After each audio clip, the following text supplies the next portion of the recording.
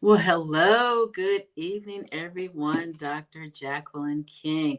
And as you know, we are featuring these media moguls who are bringing the news to millions of people every day.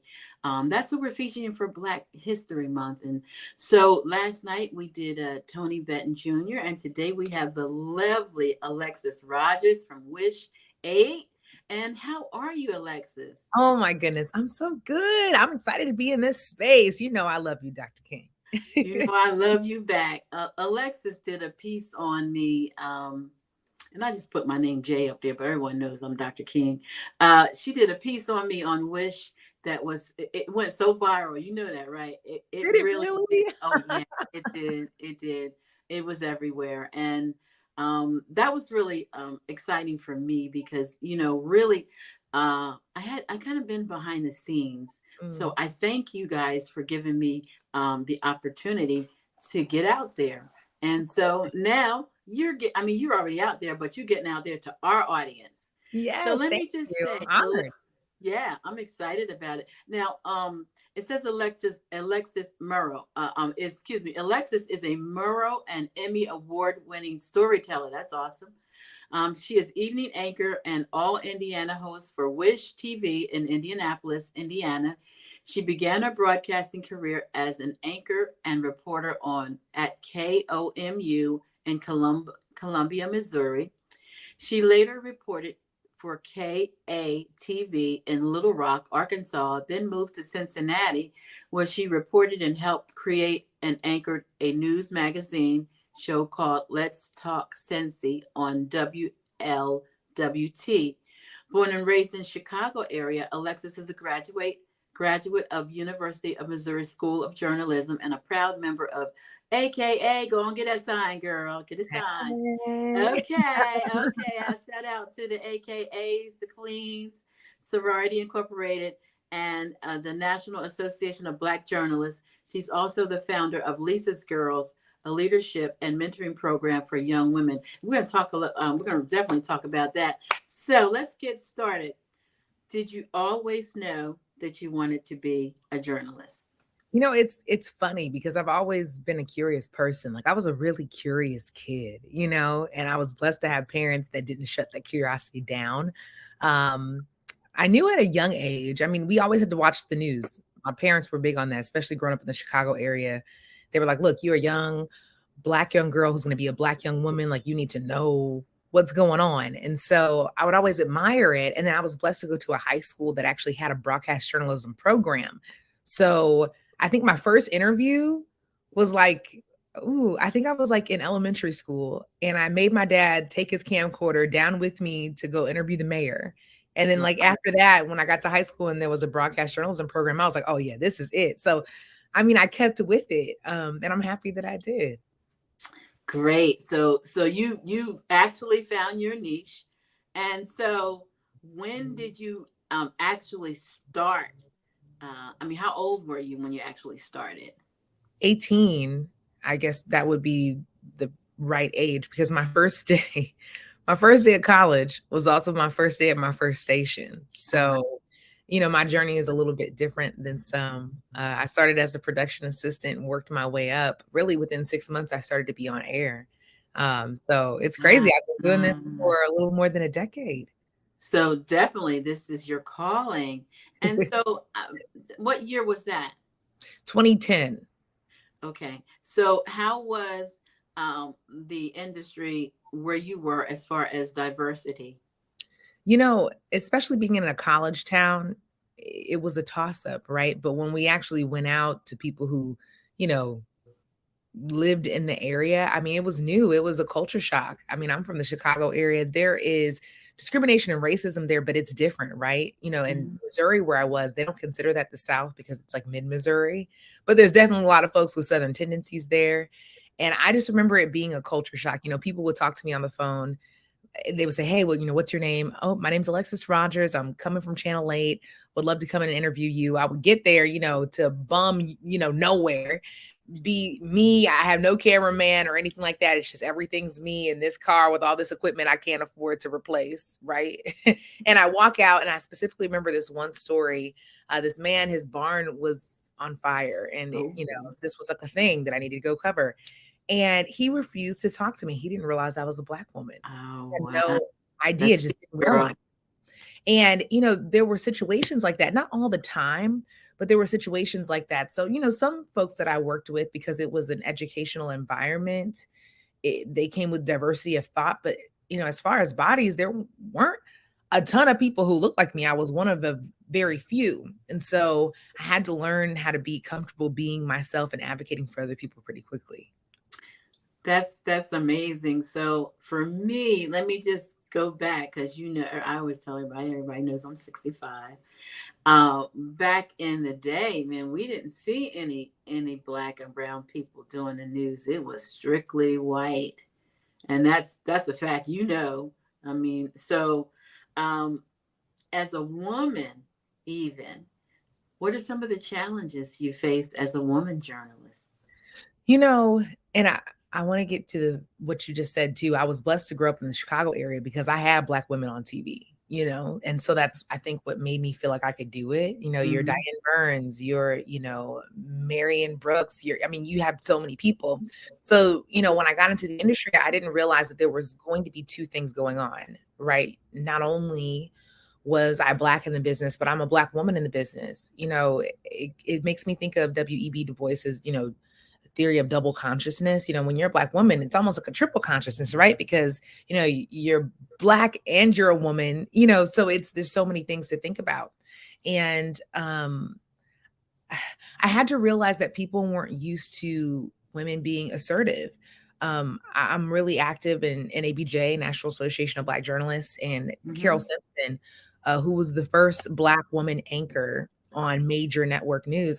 I received her scholarship from NABJ, and I just remember, being so inspired by her and reading a lot about what she had to go through. And I mean, you think about it, women weren't really on primetime TV until like the 60s. And then, you go further, you didn't have a lot of Black women in those spaces. So we've been around, but like we haven't really been around like for a ton of time. And so I had to learn quickly, like, as a reporter, because, I started as a reporter, always a reporter, right? I mean, I'm on people, right? Like I have to be able to be assertive. I have to be able to be liked, to be kind, but to get the facts, right? But then in the flip side, when you went into some of these newsrooms, they wanted you to be like that, like out in the street. But when it came to like dealing with coworkers or dealing with like the company itself, they didn't want you to be like that then. So I had to really understand what gaslighting was. I had to understand that, the way I am is the way I need to be, that I can be assertive, I can be loving, I can be all these things, and you still gonna have to respect me, and I still have to have grace with myself in order to grow. Because that's the thing about being in this business, Jackie, is that it's all about becoming more comfortable being yourself with a whole bunch of people you don't know, right? And so, it's easy to be too hard on yourself. So I had to learn that quickly, especially when I went to Little Rock. That was, you want to talk about culture shock, I honey. know that's right. That's like Fort Wayne. Good. That was a culture shock, but Little Rock was one of the most beautiful places I think God could have put me, because it was completely different than what I was used to in many different ways. Little Rock itself is a very Black city. It's like 49% Black. I mean, like you see Black excellence everywhere. Then you get outside of Little Rock, because we didn't get Black coverage. And like, I literally have a story about being chased by the KKK on a story. Oh, Like wow. that was it. When I say culture shock, I mean culture shock. And I think that really helped, that experience helped me as a woman in this business be comfortable with being not only a Black woman in this business, but like a confident woman in this business. Like, understanding that I'm always going to be different than my counterparts, and that's okay. And there's actually people who need me to be me, So I learned that I have a lot of superpowers as a woman, especially as a Black woman. And it's taken me really far in my career, because I get a perspective that a lot of times isn't had at many, deciding tables. So, I mean, it's hard work, but it's so rewarding. You know, You said something, gaslighting, and honestly, I just learned about gaslighting. I'm talking about within the last 3 months. I Talk believe it. about talk about that. You know, it's funny that you say that because my dad and I, we were having a conversation and he just learned about gaslighting. I think he always knew what it was. You probably always knew what it was, but the name with the definition was, kind of weird for folks. Hmm. Um, the way I would define gaslighting, and there's so many different definitions, but the way I would define gaslighting is people trying to make you doubt what you know and what you can do because they're just not comfortable with how good and how, able you really are. So instead of, rising to the occasion, they want to bring you where they are so that way they can feel better about themselves or feel like they have an upper hand in this situation. And I'm one thing that I always tell girls in my girls program that I'm very thankful for both my parents for is my dad at a young age made sure that we understood how to negotiate and we understood how conversations were being had, especially amongst men and especially amongst white men. Because he was like, if you can understand their perspective and where they're coming from, you can also understand where you are and then communicate that appropriately. Right. And my mom was really, really, really good at just being graceful in all situations. Like, I mean, my mom was a smart, tough cookie. Okay. But like, she could sit over here and be like, absolutely not. And like, you'd be like, Lisa's so nice. I wish why am I not best friends with Lisa? So I realized that when, I was in Missouri, I had a lot of favor and I appreciated it, but I was also in school. So like, it all made sense why I was there. When I left to go to Little Rock, I just thought, hey, this is like any other job. I'm going to work my way up. I really wanted to be on the desk. I really wanted to travel and do all these things. And I realized that it didn't matter how hard I worked, that sometimes people are flawed. And literally, I had a manager tell me that I'm not blonde hair and blue eyed, so I wasn't going to be on his desk. Mm. And, I had coworkers who, funny enough, some of my on air coworkers just were not the kindest to me. And, I'm just out of school, even though I've been working, I was still in school. So I had, I had friends, I had my sorority, I had all these things. And now I'm in this place where I don't know anyone.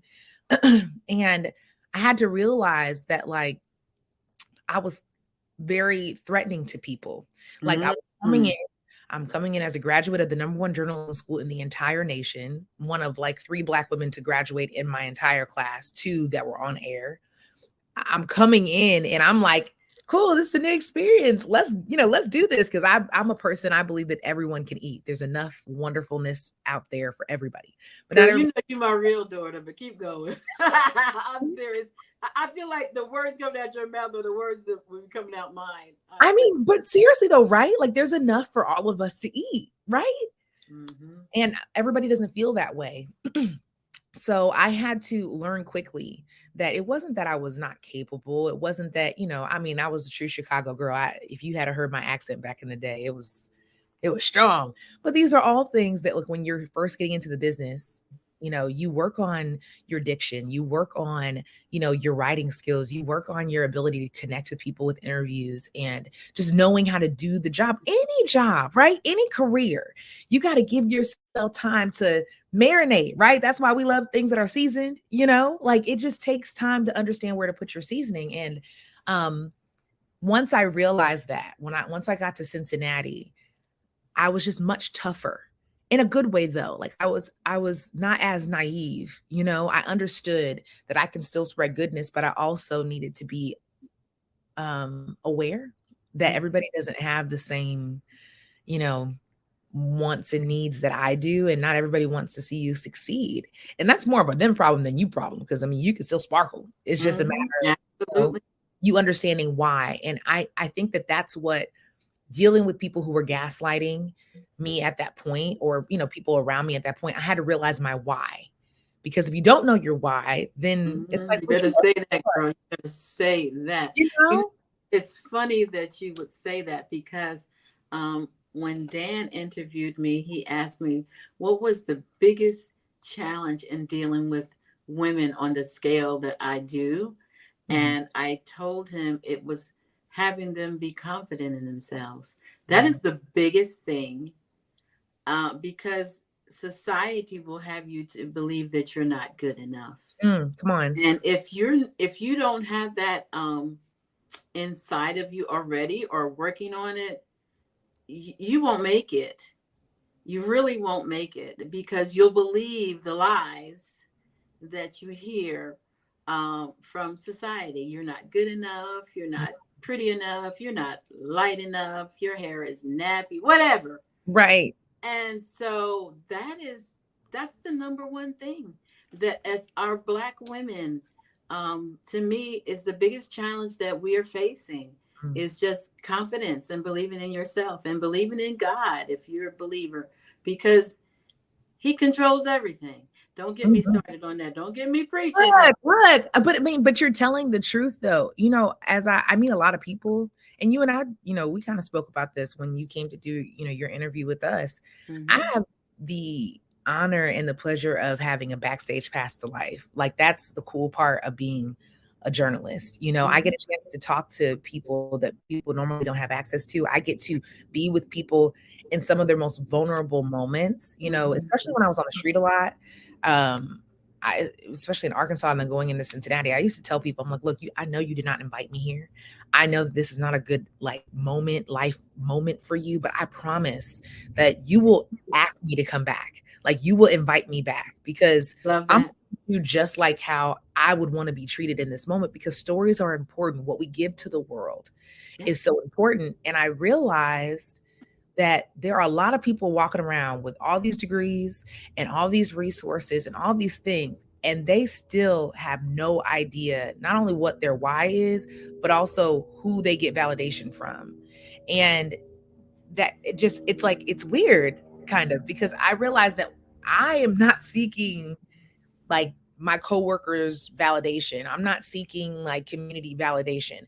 I'm seeking, for me, because I'm a Christian woman, I'm seeking God's validation. I'm like, look, Lord, literally my prayer at night is, look, Lord, please let me wake up closer to the purpose that you have for my life in order to glorify you. Like, I say that all the time, because it's not about me. And I think when we realize it's not about us, you know, life gets a lot better that way. You're like, okay, I'm working, but like, you know, I'm working to leave something for when I'm not here anymore. And I think that that's really powerful. That's funny. There's a post that I created years ago. I recycle, repurpose my post, and it says, "Stop looking for validation from people. God validated you on the cross." Come on, and He did, and we forget, right? Like, we forget. I mean, it's funny. I was in an interview about like the economic state of the country, or you know, where we are right now, and the panel was talking about how especially women in the different generations are going about, you know, the economy differently and all these things, and how they're talking about, you know, Gen Z and the millennials, and, you know, quitting all the time during the pandemic. And now people don't want to, you know, act like they wanted to quit. And I said this, I said, you know what? I think all that happened is that people woke up and realized that they were putting more effort and more concern into something that would replace them tomorrow than things that were supposed to, you know, be priorities to them before. And they're just trying to recalibrate. They're just trying to reprioritize. And that's just, I don't blame people for that, because quite frankly, we probably all needed to take a chance to, you know, to do that. So it's just amazing to see people grow, the world grow, and see where we fit in it. Yeah, I have my own very thoughts about what the pandemic did for us as opposed to us. But you know, that's for another. That's a whole nother, because I could really go off on how I feel about it. But let's get back to you. So you've been doing this for. So who are some of the people that you most favored, and the chance you having a chance to interview and speak with? Who are some of your top picks? Ooh, that is a good question. My goodness, there's been so many.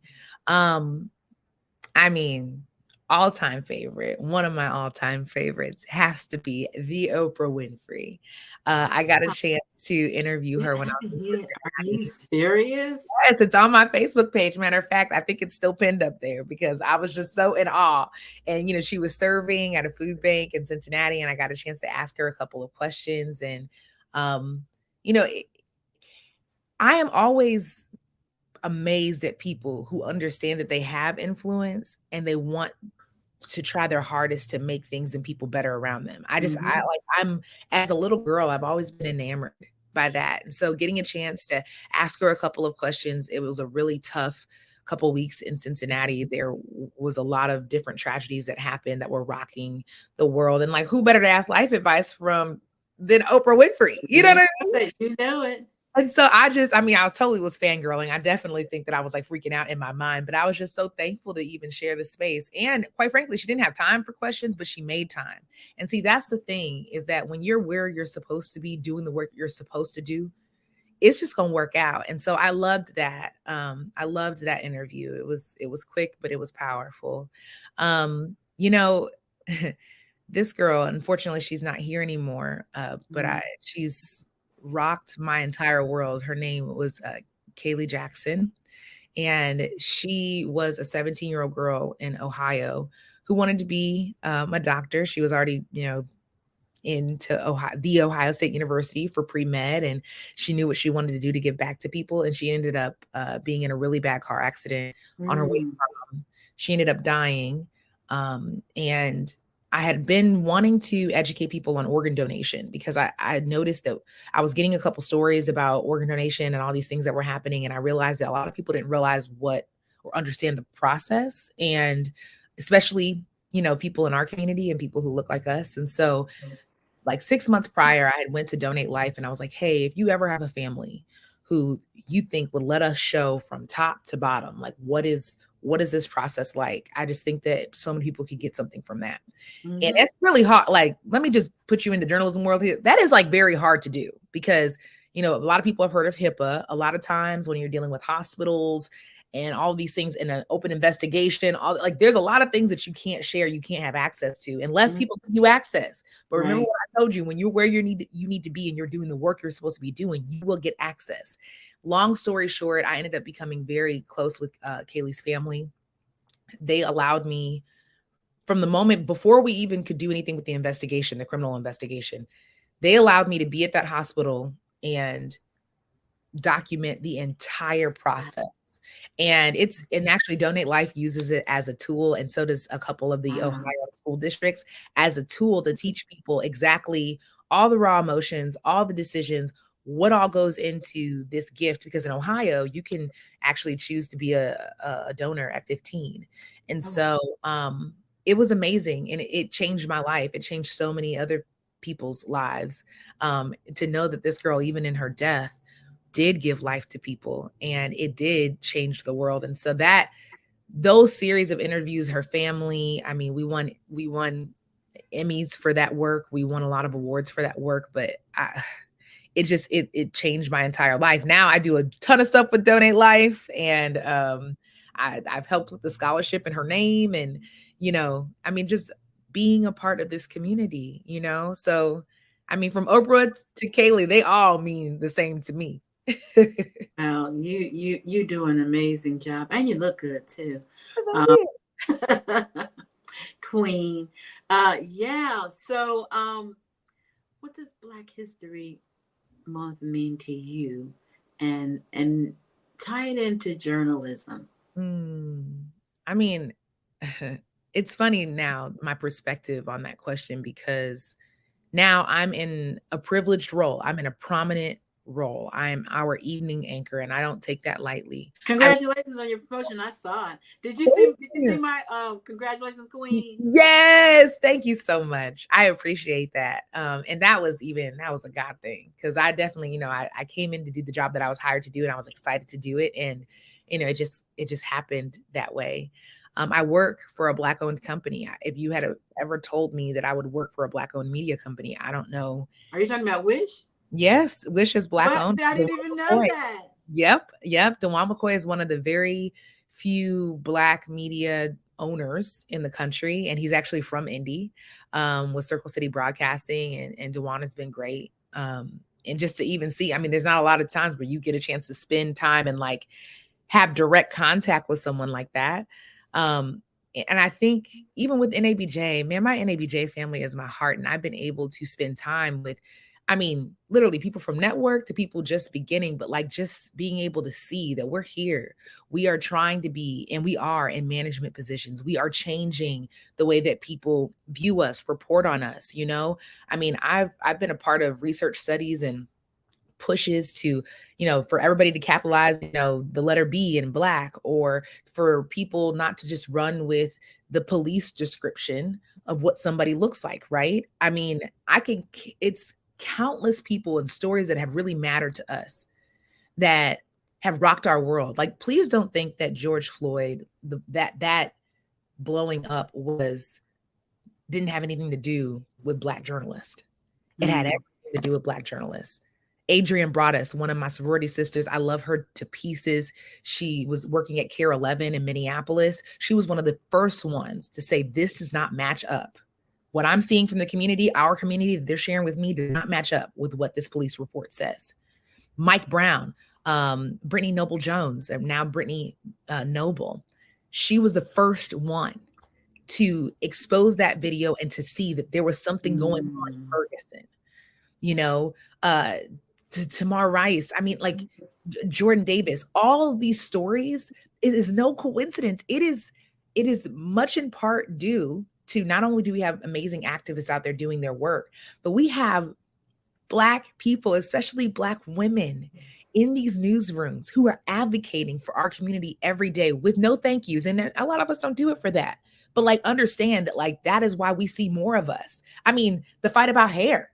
Like, let's be honest. We're going to get on that. Oh, honey, that's my next topic. Go ahead. Listen, my hair is straight today. I'm about to get some individual knotless braids on Wednesday. Okay. And, you know, and this is my first job where I've been able to do that, where we're fighting. Tashara Parker over at WFAA in Dallas has been fighting this fight. Leah Uko over at NBC in Philly. I mean, they're all friends. And I see it like we are in like a revolutionary time when it comes to Black history being made and being appreciated, especially when it comes to journalism, and what a ride it's been.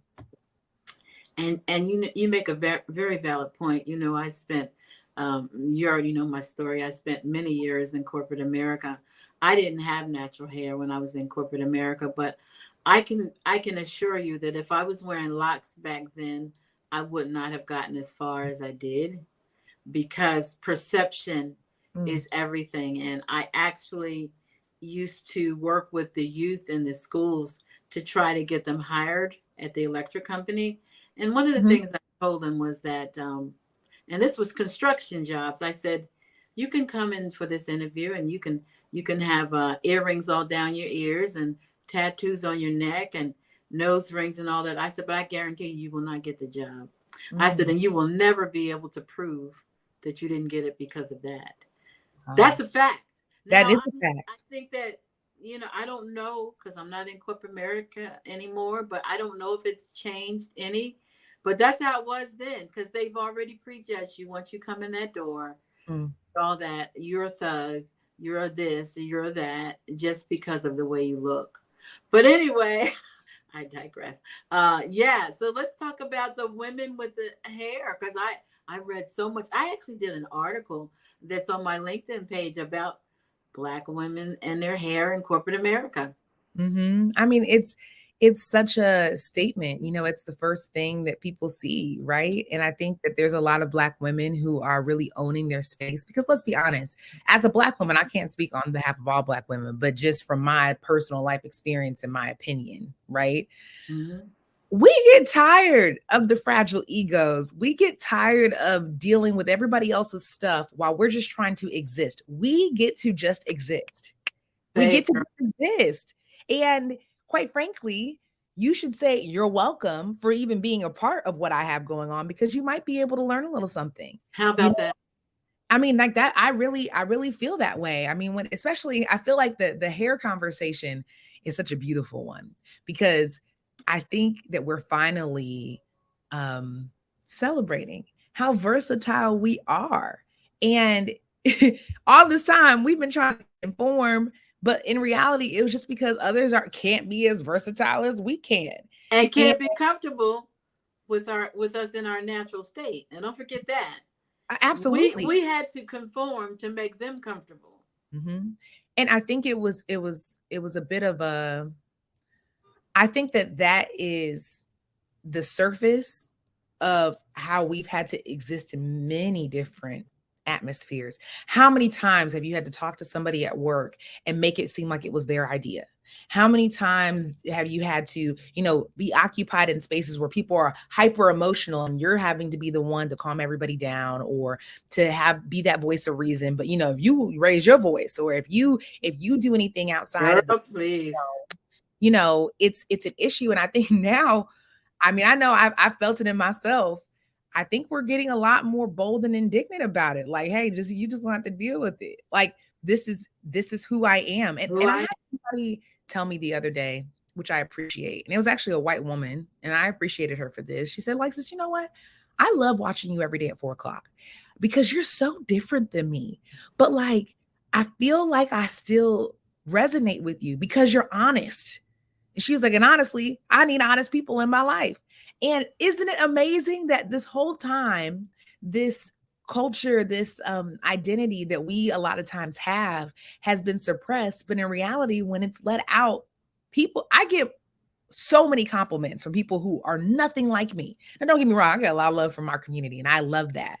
But like, I do a lot of events. I'm always out and about. If I'm at the grocery store, you will be surprised at the people who stop me, and like in my blackest of moments, that I share on TV, they're like, yeah. Like, I think the other day I said something like, it's the holidays are at an end. You don't have to worry about, who did I say? Pookie and them, because now you can just go grocery shopping for yourself.